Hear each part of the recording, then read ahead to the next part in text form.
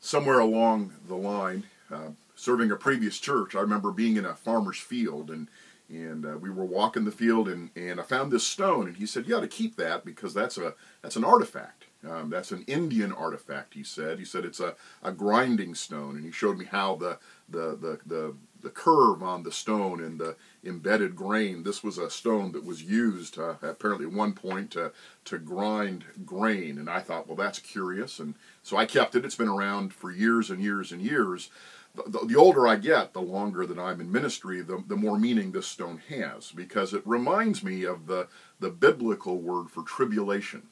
The biblical word for tribulation is rooted in a word, the tribulum, which was the grinding stone. It was the movable stone that crushed the grain beneath it. And, the longer I live and the longer I do ministry, the more I realize, as Paul said, that the way to the kingdom is through the path of tribulation.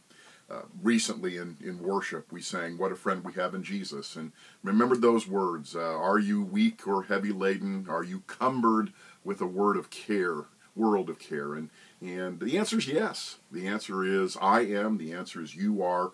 We all know about tribulation. And so comforting to us is the promise of Jesus. Maybe from my pantheon of biblical texts, the most comforting promise that Jesus makes.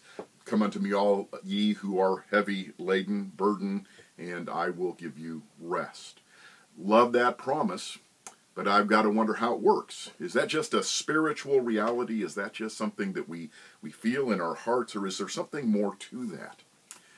Years ago, first 3 years out of seminary, I found myself in that place where all young ministers find themselves.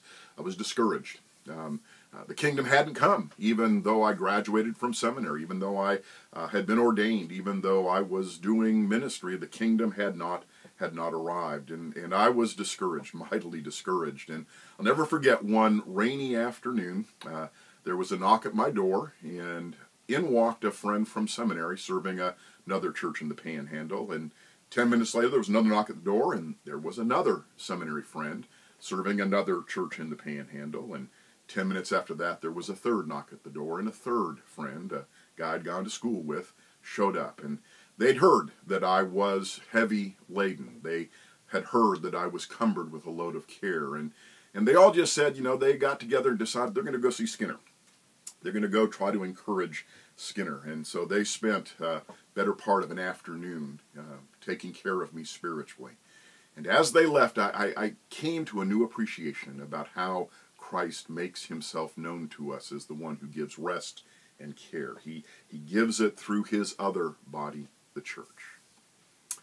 So, are you heavy burdened? Are you feeling the crush of the tribulum crushing against you this week? Ask yourself, how can Christ's presence be experienced by you?